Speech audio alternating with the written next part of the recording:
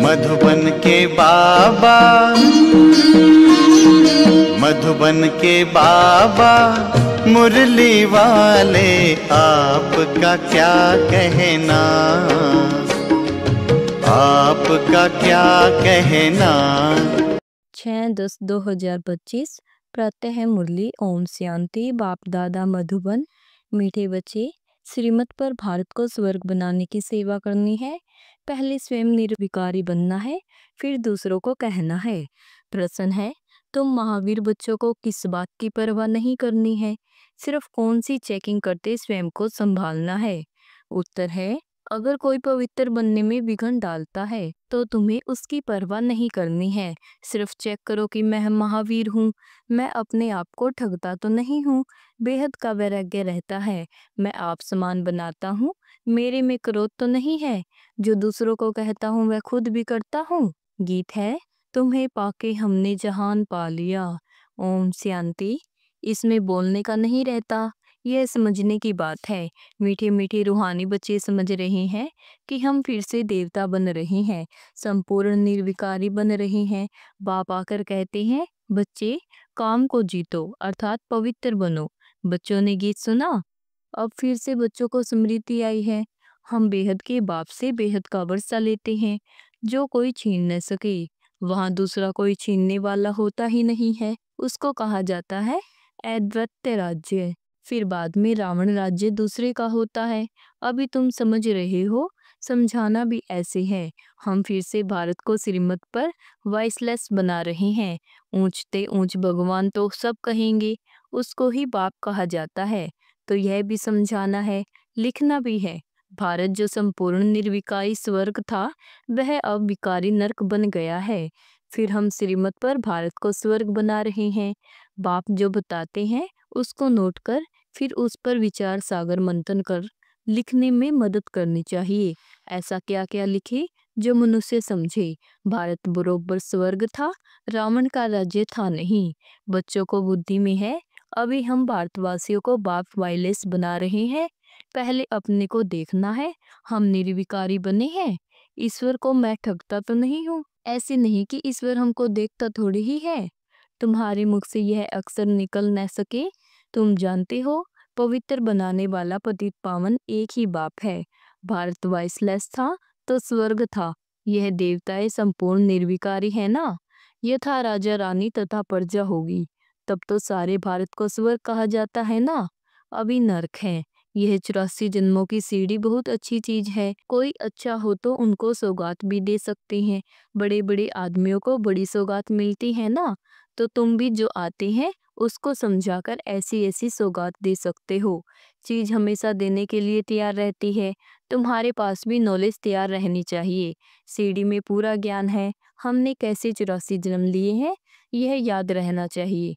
यह समझ की बात है ना। जरूर जो पहले आए हैं उन्होंने 84 जन्म लिए हैं। बाद 84 जन्म बताकर फिर कहते हैं, इनके बहुत जन्मों के अंत में साधारण तन में प्रवेश करता हूँ, फिर इनका नाम रखता हूँ ब्रह्मा। इन द्वारा ब्राह्मण रचता हूँ, नहीं तो ब्राह्मण कहाँ से लाऊं। ब्रह्मा का बाप कभी सुना है क्या? जरूर भगवान ही कहेंगे। ब्रह्मा और विष्णु को दिखाते हैं सूक्ष्म वतन में है। बाप तो कहते हैं, मैं इनके 84 जन्मों के अंत में प्रवेश करता हूँ। एडॉप्ट किया जाता है तो नाम बदली किया जाता है, संन्यास भी कराया जाता है। सन्यासी भी जब संन्यास करते हैं तो फौरन भूल नहीं जाते, याद जरूर रहती है। तुमको भी याद रहेगी, परंतु तुमको उसके लिए वैराग्य है, क्योंकि तुम जानते हो यह सब कब्र दाखिल होने हैं। इसलिए हम उनको याद क्यों करें। ज्ञान से सबको समझाना है अच्छी रीति। वह भी ज्ञान से ही घर बार छोड़ते हैं। उनसे पूछा जाए घर बार कैसे छोड़ा तो बताते नहीं। फिर उनको युक्ति से कहा जाता है, आपको कैसे वैराग्य आया है, हमको सुनाओ, तो हम भी ऐसा करें। तुम टेम्पटेशन देखते हो कि पवित्र बनो, बाकी तुमको याद सब है। छोटेपन से लेकर सब बता सकते हो। बुद्धि में सारा ज्ञान है। कैसे ये सब ड्रामा के एक्टर्स हैं जो पार्ट बजाते आए हैं। अभी सबके कलयुगी कर्म बंधन टूटने हैं, फिर जाएंगे शांति धाम। वहां से फिर सबका नया संबंध जुटेगा। समझाने की पॉइंट्स भी बाबा अच्छी अच्छी देते रहते हैं। यही भारतवासी आदि सनातन देवी देवता धर्म वाले थे तो वाइसलेस थे। फिर 84 जन्मों के बाद विशेष बने। अब फिर वाइसलेस बनना है, परंतु पुरुषार्थ कराने वाला चाहिए। अभी तुमको बाप ने बताया है। बाप कहते हैं तुम वही हो ना। बच्चे भी कहते हैं बाप आप वही हैं। बाप कहते हैं कल्प पहले भी तुमको पढ़ाकर राज्य भाग्य दिया था। कल्प कल्प ऐसे करते रहेंगे। ड्रामा में जो कुछ हुआ, विघ्न पड़े फिर भी पड़ेंगे। जीवन में क्या क्या होता है याद तो रहता है ना। इनको तो सब याद है। बताते भी हैं गावरे का छोरा था और वैकुंठ का मालिक बना। वैकुंठ में गावड़ा कैसे होगा यह तुम अभी जानते हो।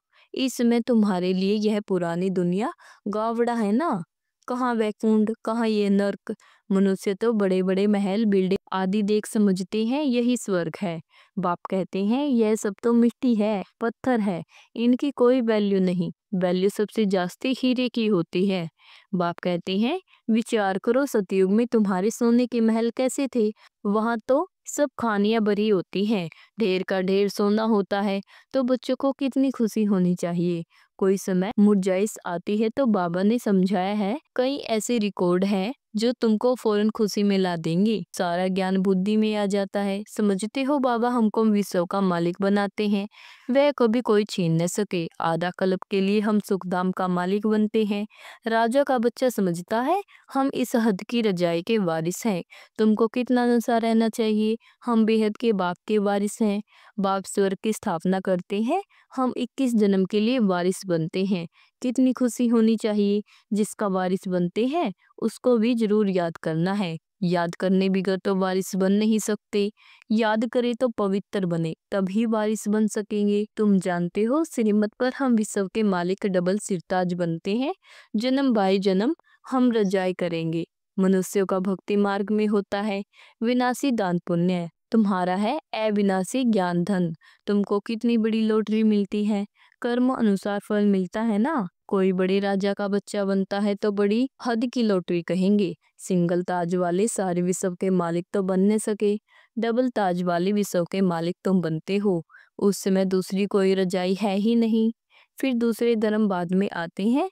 वह जब तक वृद्धि को पाए तो पहले वाले राजाई विकारी बनने के कारण मतभेद में टुकड़े टुकड़े अलग कर देते हैं।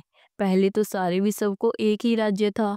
वहाँ ऐसे नहीं कहेंगे। यह अगले जन्म के कर्मों का फल है। अभी बाप तुम बच्चों को श्रेष्ठ कर्म सिखला रहे हैं। जैसे जैसे जो कर्म करेंगे, सर्विस करेगा तो उसका रिटर्न भी ऐसा मिलेगा। अच्छा कर्म ही करना है। कोई कर्म करते हैं समझ नहीं सकते तो उसके लिए सिलमत लेनी है। घड़ी घड़ी पूछना चाहिए पत्थर में। अभी प्राइम मिनिस्टर है, तुम समझते हो कितनी पोस्ट आती होगी, परंतु वह कोई अकेले नहीं पढ़ते हैं। उनके आगे बहुत सेक्रेटरी होते हैं। वह सारी पोस्ट देखते हैं। जो बिल्कुल मुख्य होगी पास करेंगे, तब प्राइम मिनिस्टर के टेबल पर रखेंगे। यहाँ भी ऐसे होता है। मुख्य मुख्य पत्रों का तो फौरन रिस्पॉन्स दे देते हैं, बाकी के लिए याद प्यार लिख देते हैं। एक एक को अलग बैठ पत्र लिखे, यह तो हो न सके, बड़ा मुश्किल है। बच्चों को कितनी खुशी होनी चाहिए। ओहो, आज बेहद के बाप की चिट्ठी आई है। शिव बाबा वर्मा द्वारा रिस्पॉन्स करते हैं। बच्चों को बड़ी खुशी होती है। सबसे जास्ती गदगद होती है बांदेलिया। ओहो, हम बंधन में हैं। बेहद के बाप हमको कैसे चिट्ठी लिखते हैं, नैनों पर रखती हैं। अज्ञान काल में भी पति को परमात्मा समझने वाले पति की चिट्ठी आती होगी तो उनको चुम्बन करेगी। तुम्हारे में भी बाप दादा का पत्र देखकर कई बच्चों के एकदम रोमांस खड़े हो जाते हैं। प्रेम के आंसू आ जाते हैं। चुम्बन करेंगी, आंखों पर रखेंगी। बहुत प्रेम से पत्थर पढ़ती हैं। बांदेलिया कोई कम है क्या। कई बच्चों पर माया जीत पा लेती है। कोई तो समझते हैं हमको तो पवित्र जरूर बनना है। भारत वाइसलेस था ना, अब विवश है। अभी जो वाइसलेस बने होंगे वही पुरुषार्थ करेंगे। कल पहले मिसल तुम बच्चों को समझाना बहुत सहज है। तुम्हारा भी यह प्लान है ना। गीता का युग चल रहा है। गीता का ही पुरुषोत्तम युग गाया जाता है। तुम लिखेंगे भी ऐसे, गीता का ही ये पुरुषोत्तम युग है, जबकि पुरानी दुनिया बदल नहीं होती है, तुम्हारी बुद्धि में है।